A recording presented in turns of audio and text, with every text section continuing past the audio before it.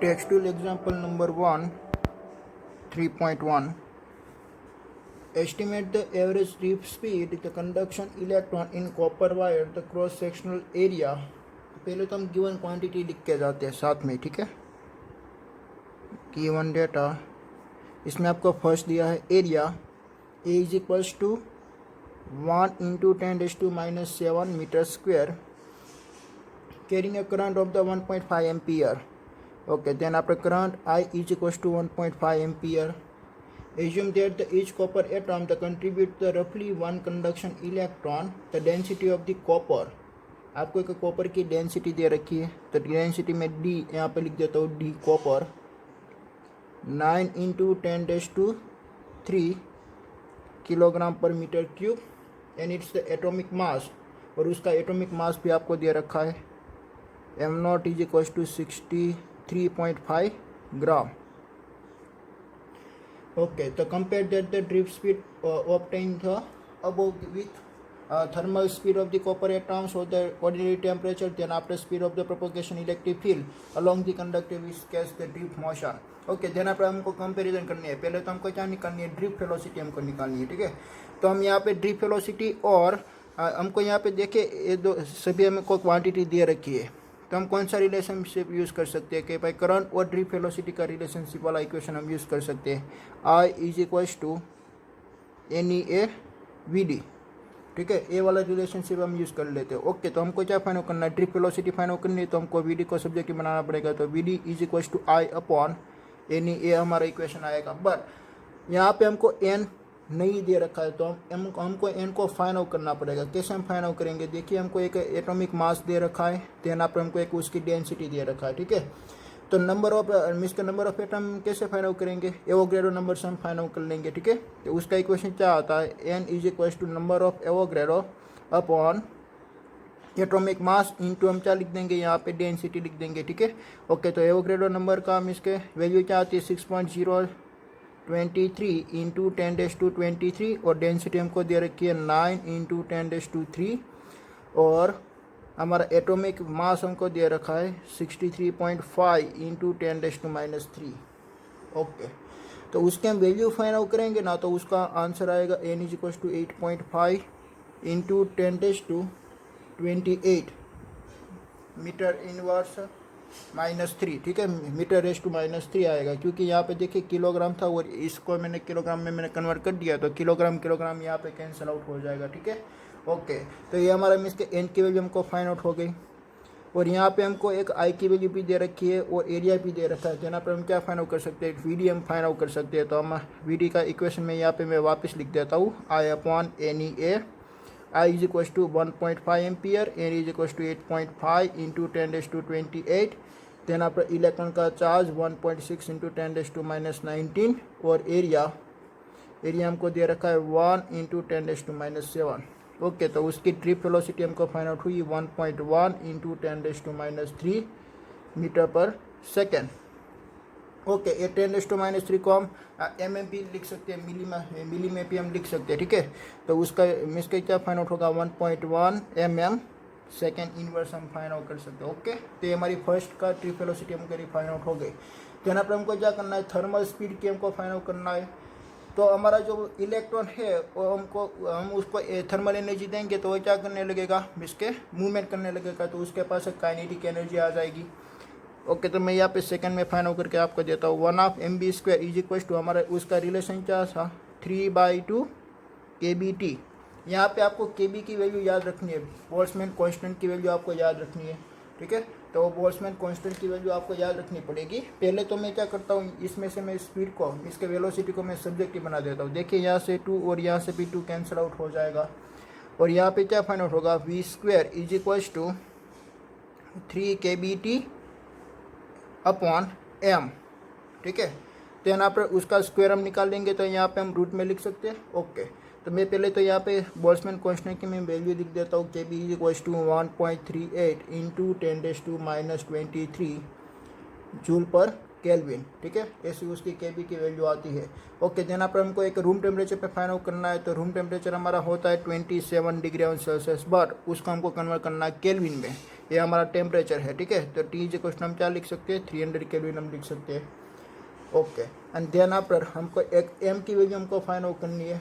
तो हम एम कैसे फाइंड आउट करेंगे, देखिए कि हमको एक एटम का फाइंड आउट करना है ना। तो हमको ये जो दे रखा है, ये तो मीन्स के एक मोल का हमको दे रखा है, बट हमको एक ओनली फॉर एटम का फाइंड आउट करना है। तो हम क्या करेंगे, ये जो एटॉमिक मास है 63.5 अपॉन हम डिवाइडेड कर देंगे 6 इंटू 10⁻23 से, और यहाँ पे आ जाएगा 10⁻³ 6.023 भी आप लिख सकते हो, और 6 इंटू 10⁻23 भी आप लिख सकते हो, ठीक है। तो यहाँ से आपको मास की वैल्यू फाइंड आउट हो जाएगी। ओके, तो सभी की वैल्यू यहाँ पे रख दीजिए, तो आपको एक मिस के वेलोसिटी फाइंड आउट होगी। देखिए मैं यहाँ पे सभी की मैं वैल्यू में पुट करता हूँ। v is equals to 3 into 1.38 into 10⁻23 and into temperature होगा 300 अपॉन एम की वैल्यू में यहाँ पे मैं रख देता हूँ। तो 63.5 इंटू 10⁻³ एंड 6.023 इंटू 10⁻23। ओके, तो उसकी वेलोसिटी आएगी v is equal to 3.43 into 10⁻² metre second inverse, ठीक है। ऐसे उसकी वेलोसिटी हमारी फाइंड आउट हुई 3.43 इंटू 10⁻² मीटर पर सेकेंड। ओके, यहाँ पे देखिए उसका ऑर्डर क्या था, 10⁻³ था, तो उसका ऑर्डर क्या हमको मिला, 10⁻² मिला। तो ऐसे हम क्या बोल सकते हैं कि भाई हमारी जो ड्रिप वेलोसिटी है, वो ड्रिप वेलोसिटी थर्मल वेलोसिटी से 10⁻5 टाइम्स वो लेस है, ठीक है। ओके, देन आफ्टर सी देखिए, सी में थर्ड में आपको क्या दे रखा है कि speed of propagation of electric field. Okay, तो वेव प्रोपोगेशन की जो स्पीड होती है वो कितनी होती है, लाइट ऑफ स्पीड जितनी होती है, तो उसकी स्पीड होती है 3 इंटू 10⁻8 मीटर पर सेकेंड। ओके, तो यहाँ का ऑर्डर 10⁻8 है और ये ऑर्डर हमारा 10⁻³ है। तो उससे क्या रिलेशनशिप बनेगा, आपकी जो स्पीड है मीन्स की जो ड्रिप स्पीड है वो लाइट ऑफ स्पीड के कंपेरिजन में 10⁻11 टाइम्स स्मॉलर है। क्या लाया, ऐसे हमको रेशियो मिल सकता है। ओके,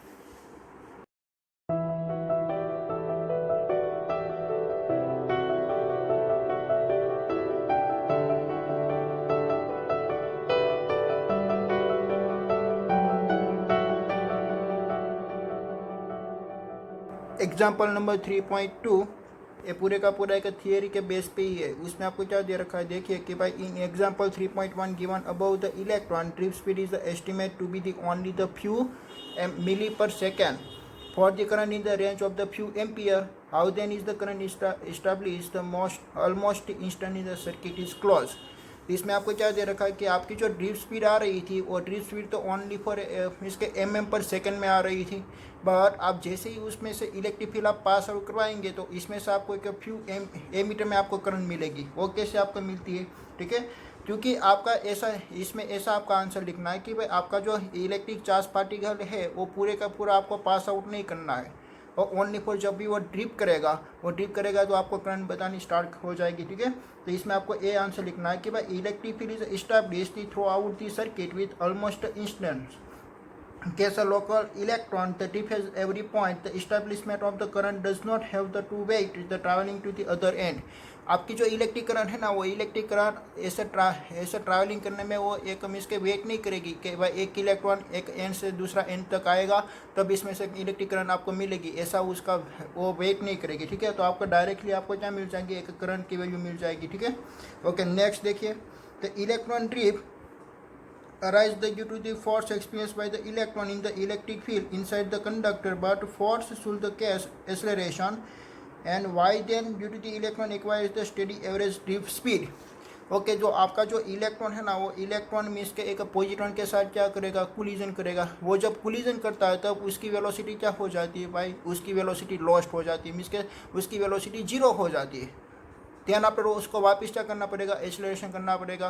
तो आप यहाँ पे जो स्पीड आपने फाइंड आउट की है वो ड्रिप स्पीड मीन्स के एक एवरेज स्पीड हम कहलाएंगे, ठीक है। ओके, क्योंकि वहाँ पे कोलिजन होता है, नंबर ऑफ कोलिजन होता है, तो कोलिजन पे एवरी टाइम पे आपकी जो स्पीड होती है इलेक्ट्रॉन की जो स्पीड होती है वो जीरो हो जाती है। ध्यान आप हम सी देखेंगे, तो सी में आपको क्या दे रखा है, if the electron drift speed is so small and the electron is charge is small how can you still obtain the large amount of the current in conductor. इसमें ड्रिफ्ट स्पीड भी आपकी एक वेरी स्मॉल है और electron का charge भी आप जानते हो 1.6 इंटू 10⁻⁹ जितना है। तो इसमें से जो आपको करंट मिल रही है वो करंट लार्ज वैल्यू की क्यों मिल रही है, क्योंकि आपके पास नंबर ऑफ डेंसिटी चाहे ज़्यादा है। क्या लाया एक मीन्स के आपके पास नंबर ऑफ डेंसिटी 10⁻29 जितना इलेक्ट्रॉन 1 यूनिट वॉल्यूम क्यूब में होता है। ओके देन आपने डी देखिए, when the electron drift in a metal from the lower to high potential does it mean that all the free electron of the metal are the moving in the same direction? No, ऐसा जरूरी नहीं कि भाई the trip velocity is superpose over the large random the velocity of electron, उसकी जो velocity होती है वो रैंडमली वेलोसिटी होती है। ओके देन आफ्टर ई देखिए, are the path of the electron straight line between the successive collisions and with the positive ion of the metal in the absence of the electric field and presence of electric field. In the absence of the electric field, the path are the straight line. In the presence of the electric field, the path is in general the curves. ठीक है, तो आपकी जब electric field नहीं होगी तब उसका path कैसा आपको मिलेगा, कि स्ट्रेट लाइन मिलेगा। और जब आपकी इलेक्ट्रिक फील्ड प्रेजेंट होगी तब आपको पाथ क्या मिलेगा, कि कर्व पाथ मिलेगा। क्यों कर्व पाथ मिलेगा, क्योंकि इलेक्ट्रिक फील्ड लाइन का आपने इसके ग्राफ आपने स्टडी किया है कि भाई आपकी जो इलेक्ट्रिक फील्ड लाइन है वो पॉजिटिव टर्मिनल में से निकल के एक नेगेटिव टर्मिनल में आती है, पर वो एक स्ट्रेट लाइन में नहीं आती, वो एक कर्व बना के आती है। इसलिए आपका इलेक्ट्रॉन भी एक्सेलरेशन होगा तो क्या होगा, एक कर्व के पाथ में एक्सेलरेशन होगा। ठीक है, okay.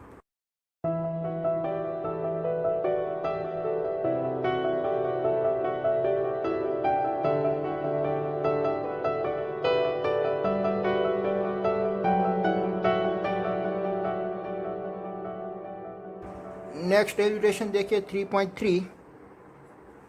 An electrical toaster use the nichrome for its the heating element. When the negligible the small current is the passing through the resistance at the room temperature, एक room temperature पे आपको एक resistance दे रखा है 27 degree पे, is found to be the 75.3 Om.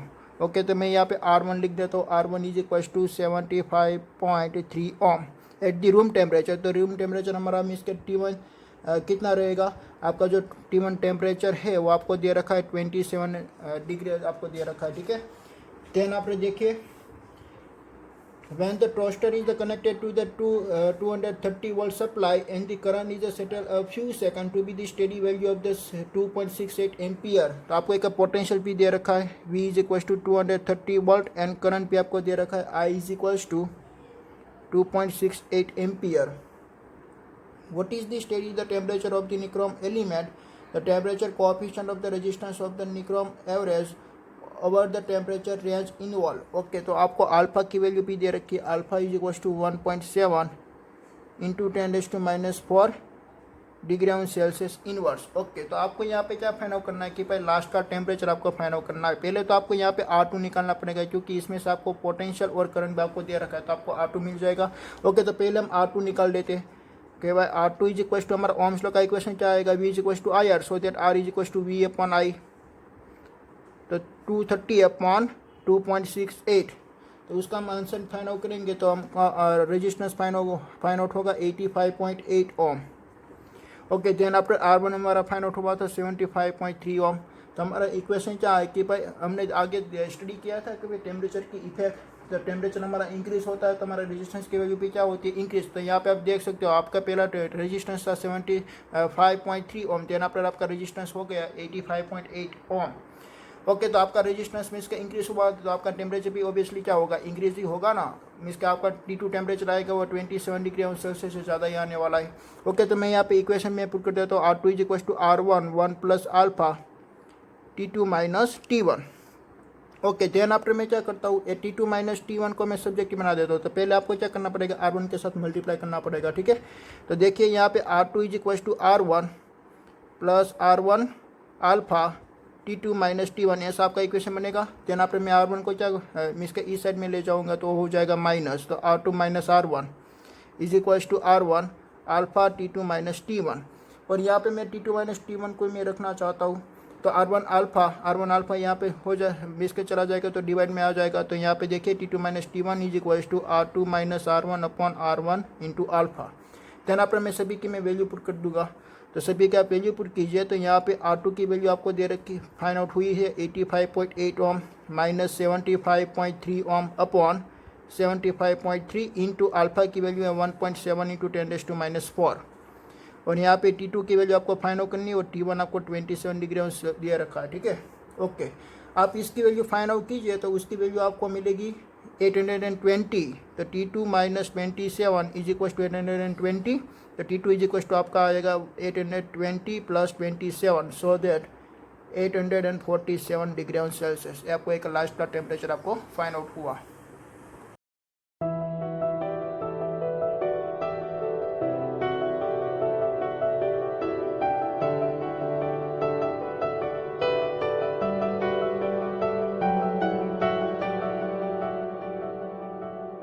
Textual एलिमेंटेशन number 3.4। Okay, तो इसमें देखिए कि भाई the resistance of the platinum wire of the platinum resistance thermometer the ice point, एक आइस पॉइंट पे आपको दिया रखा है।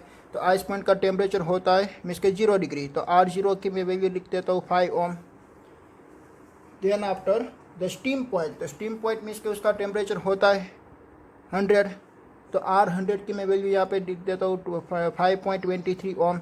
यहाँ का टेम्परेचर क्या मिला आपको, T1 इज इक्वल टू आपको मिला 0 degree. Then after T2 is equal to आपको मिला 100 डिग्री ऑन सेल्सियस। ओके, ये आपको 2 टेम्परेचर मिला और 2 रेजिस्टेंस आपको दे रखा है। When the thermometer is insert in the hot bath the resistance of the platinum wire is, okay, एक हॉट बाथ में आपको दे रखा है। तो RT इज इक्वल टू मैं यहाँ पे लिख देता हूँ 5.795 ओम। ओके, तो calculate the temperature of the hot bath, तो उसका आपको मीन्स का टेम्परेचर आपको फाइंड आउट करना है। यहाँ पे देखिए कि आपको एक रेफरेंस पॉइंट आपको फाइंड आउट करना है। तो रेफरेंस हम टेम्परेचर किसको कंसीडर करेंगे, जो हमारा लोअर टेम्परेचर है उसको हम रेफरेंस टेम्परेचर हम कंसीडर करेंगे। तो लोअर टेम्परेचर हमारा किसका होगा, जो आइस का है वो लोअर होगा। तो यहाँ पर स्टीम बाथ का उससे भी ज़्यादा है और ये हॉट बाथ का उससे भी ज़्यादा होगा, क्या है, क्योंकि आप देखिए कि भाई उसकी जो रेजिस्टेंस की वैल्यू आपको दे रखी है वो इंक्रीज दे रखी है। तो 100 डिग्री ऑन सेल्सियस से भी 100 डिग्री ऑन सेल्सियस से भी ज़्यादा उसका टेम्परेचर होगा, ठीक है। तो मैं पहले क्या करता हूँ कि भाई इन दोनों का मीन्स का रिलेशनशिप निकाल के उसकी मैं अल्फ़ा की वैल्यू मैं निकाल दूंगा। ओके, तो यहाँ पे आपका इक्वेशन क्या लगेगा, R2 is equal to R1 1 plus alpha T2 minus T1। तो R2 के बदले आप क्या लिख सकते हो, R100। तो यहाँ पे मैं R100 लिख देता हूँ, ठीक है। देन आपने यहाँ पे R0 1 plus alpha T2 is equal to यहाँ पे होगा 100 डिग्री ऑन सेल्सियस, वो यहाँ पे होगा 0 degree on Celsius. Okay, R100 की वैल्यू हम पुट कर देते हैं 5.23 इज इक्वल टू यहाँ पे 5 आएगा 1 प्लस अल्फ़ा। ओके, और यहाँ पे हम लिखेंगे 100 डिग्री ऑन सेल्सियस। ओके, अब डिग्री ऑन सेल्सियस नहीं लिखेंगे तो भी चलेगा, 100 लिखेंगे तो भी चलेगा, ठीक है। तो यहाँ पर क्या होगा कि भाई हमको यहाँ से एक अल्फ़ा की वैल्यू हमको मिल सकती है, ठीक है। हमको यहाँ से अल्फ़ा की वैल्यू मिल सकती है। देखिए कि यहाँ पे 5.23 अपॉन 5 कीजिए is equal to 1 plus alpha. Okay, तो 5.23 अपॉन 5.23 अपॉन आप 5 कीजिए तो उसका आंसर आपको मिल सकता है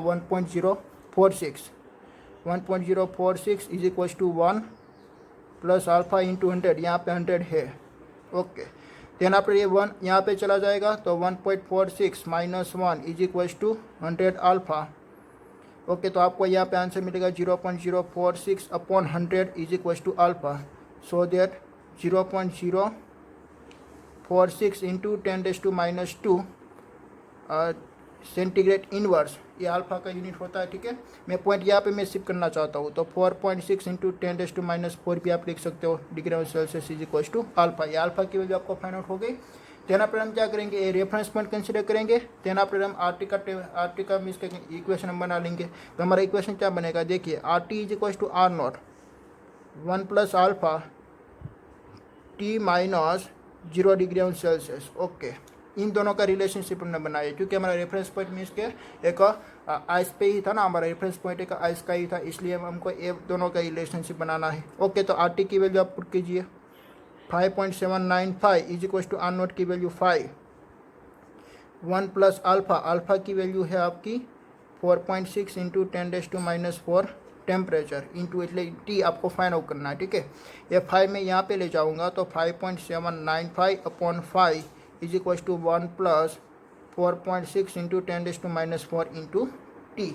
ओके, इसकी मैं वैल्यू मैं फाइंड आउट कर लेता हूँ 5.795 अपॉन 5, तो उसका आंसर आता है 1.159 is equal to 1 plus 4.6 into 10⁻⁴ T. Okay, तो यहाँ पे क्या होगा कि भाई सब्ट्रैक्ट होगा, ये सब्ट्रैक्ट होगा तो ये 1 यहाँ पे चला जाएगा तो माइनस हो जाएगा, तो उसकी वैल्यू आपको मिलेगी 0.159 अपन आपको क्या लिखना है 4.6 into 10⁻⁻4 is equals to T. Okay, तो मैं उसकी वैल्यू में यहाँ पे फाइंड कर लेता हूँ, डिवाइड बाई 4.6। ओके, तो उसकी वैल्यू आपको मिलती है 0.0345 इंटू 10⁻⁴ हो जाएगा, क्योंकि यहाँ पे 10⁻⁻4 का ऑर्डर है, तो आपको मल्टीप्लिकेशन में लिखिए तो 10⁻4 हो जाएगा। ठीक है, ओके, तो 10⁻4 यहाँ पे आप उसको मल्टीप्लाई कर दीजिए तो 0 1 2 3 एंड 4, तो उसका टेम्परेचर आपको क्या मिलने वाला है, T is equals to 345.65 degree on Celsius आपको मिलेगा। यहाँ पे एक दूसरा डिजिट 5 ही था। ठीक है, तो इसलिए आपको क्या मिला 345.65 डिग्री ऑन सेल्सियस। ये टेम्परेचर आपका एक हॉट बाथ का टेम्परेचर है।